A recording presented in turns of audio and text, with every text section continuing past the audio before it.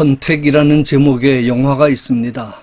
이 영화의 주인공인 엘리는 어렸을 때 어머니를 잃고 얼마 지나지 않아 아버지마저 갑자기 심장마비로 세상을 떠납니다. 아버지의 장례식을 도와준 신부님이 어린 엘리에게 많이 생각한 끝에 이렇게 위로합니다. 때로는 이해하기 어려운 일들이 우리에게 일어나지만 그 깊은 곳에는 항상 하나님의 섭리가 있는 것이란다. 그러나 엘리는 전혀 위로를 받지 못합니다. 왜냐하면 엘리는 아버지가 왜 죽었는지를 알고 있기 때문입니다. 그녀의 아버지는 본래 심장병을 가지고 있었기 때문에 갑자기 발작 증세가 나타날 때마다 심장약을 먹어 진정시키곤 했습니다. 그래서 집안에 곳곳에 약을 두고 외출할 때도 꼭 약을 가지고 다녔습니다. 그런데 어느 날 아버지 혼자 집에 있을 때 화장실에서 갑자기 발작 증세가 나타난 것입니다. 화장실에는 약을 두지 않았습니다. 그래서 결국 약을 먹지 못하고 돌아가셨습니다. 그래서 어린 엘리는 이렇게 생각합니다. 화장실에 심장약이 없었기 때문에 아버지가 돌아가셨다. 신부님이 말하는 것처럼 하나님의 섭리도 아니고 그 무슨 이유 때문도 아니다. 오로지 원인은 화장실에 심장약을 두지 않았기 때문이다. 만일 거기에 심장약을 준비해 놓았더라면 아버지는 안 돌아가셨을 것이다. 우리도 간혹 병도 들고 사고도 당합니다. 그럴 때 대부분의 사람들은 내가 그때 그것만 안 먹었더라면, 그 일만 안 했더라면 괜찮았을 텐데, 또는 내가 그때 거기만 안 갔으면 그런 교통사고는 안 당했을 텐데 라고 생각합니다. 고난의 원인을 눈에 보이는 현실에서 찾는 것입니다. 물론 현실의 원인이 전혀 없는 것은 아니지만 더 중요한 것은 고난 속에 숨겨진 하나님의 섭리입니다. 본문의 사건은 예수님께서 공생애를 시작하시면서 보여주신 첫 번째 표적인데, 이 사건 역시 우연히 생기거나 인간의 실수로 발생한 사건이 아닙니다. 여기에 세 가지의 중요한 의미가 있습니다. 첫째, 가정의 중요성을 가르쳐 주십니다. 예수님께서 첫 번째 표적을 하필 혼인잔치집에서 행하신 것은 물론 갑자기 포도주가 떨어졌고 어머니의 갑작스런 요청에 의한 것이기는 하지만 예수님은 그렇게 즉흥적으로 일하시는 분이 아닙니다. 우연한 사건이 아닙니다. 이 사건의 중요한 의미 중에 하나가 예수님은 우리의 일상적인 삶 속에 항상 함께 계신다는 것입니다. 특별히 혼인과 가정의 중요성을 보여주십니다. 우리의 모든 생활이, 특별히 가정생활이 혼인잔치와 같이 기쁨이 넘치고 행복이 넘치는 삶이 되어야 한다는 말씀입니다. 우리의 모든 삶은 가정을 중심으로 이루어지기 때문에 우리의 가정 속에 예수님이 계셔야 합니다. 예수님께서 우리의 가정의 주인이시며 주관자가 되셔야 합니다. 우리의 가정을 통하여 주님의 뜻이 펼쳐지고 주님의 영광이 드러나야 합니다. 그럴 때 물이 포도주로 변하듯이 우리의 삶과 가정이 주님께서 역사하시고 영광 받으시는 현장으로 변할 수 있다는 것입니다. 둘째, 어려운 문제에 부딪힐 때 주님께 구해야 합니다. 예수님께서 참석하신 혼인잔치에 포도주가 떨어집니다. 한창 즐거운 시간에 손님들에게 대접할 포도주가 떨어지면 더 이상 잔치를 할 수가 없습니다. 그러니 손님들을 초대한 주인의 입장에서 얼마나 당황했겠습니까?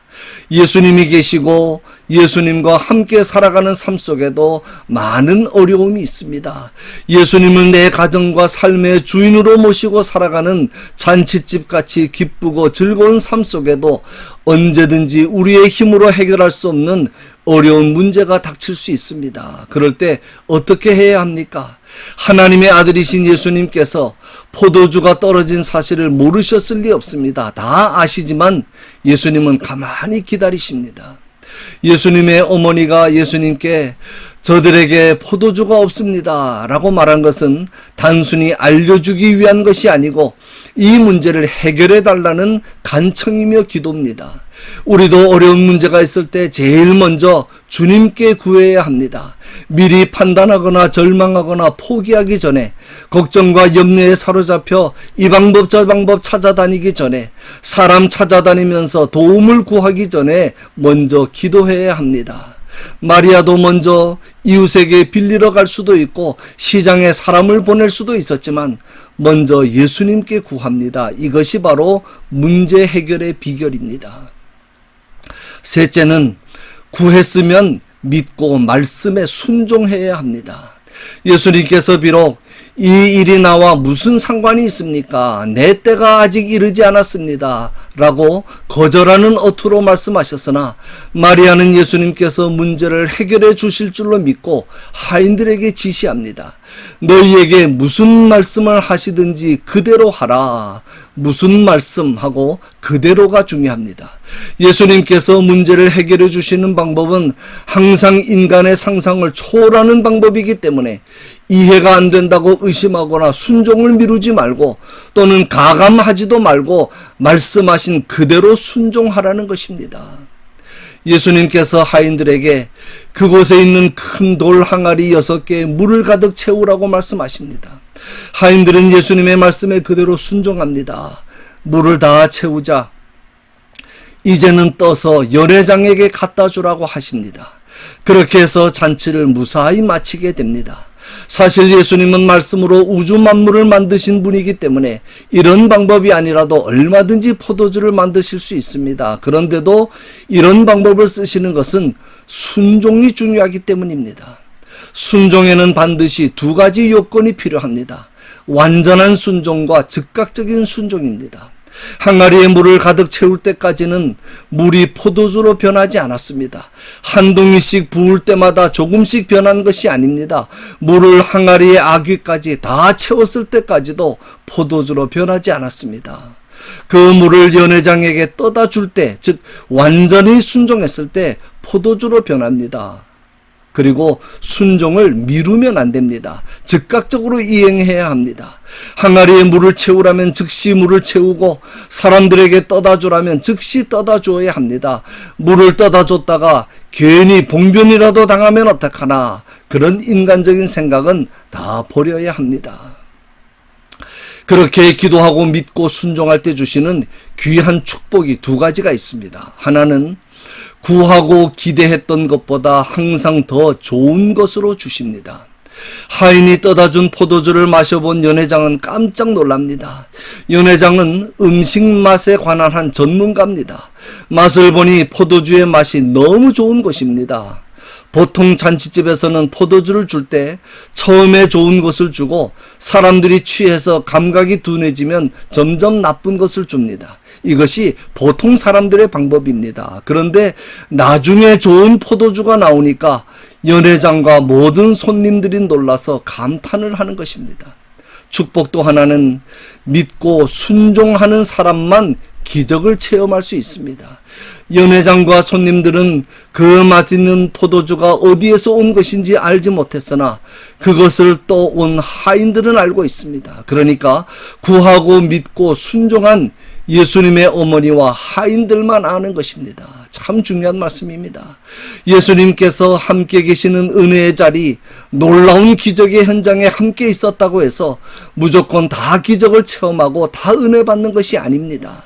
놀랍고 귀한 표적이 나타났지만 그 표적에 가담하고 참여하고 동참하고 거들고 봉사한 사람들 외에는 이게 어떻게 된 영문인지 모르더라는 것입니다. 오늘도 마찬가지입니다. 같은 자리에서 같은 말씀을 듣는다고 해서 모두가 똑같이 은혜 받는 것이 아닙니다. 들은 말씀을 믿고 순종하고 헌신하고 수고하고 봉사한 사람만 진정 은혜를 체험할 수가 있다는 말씀입니다. 결론입니다. 말씀을 듣고 깨닫는 것만 가지고는 믿음이라고 할 수 없습니다. 순종해야 합니다. 특히 어려운 일을 만날 때 주님께 구하고 믿고 순종해야 합니다. 그럴 때 내 모든 필요를 아시는 주님께서 다 채워주시고 내 모든 문제들을 다 해결해 주실 뿐만 아니라 맹물이 맛있는 포도주가 되듯이 나의 삶과 가정과 내가 하는 모든 일들이 극상품으로 변화되는 놀라운 은혜와 축복을 허락해 주실 줄로 믿습니다. 그 귀한 은혜와 축복이 저와 여러분의 삶 속에 날마다 풍성하시기를 주님의 이름으로 간절히 축원합니다.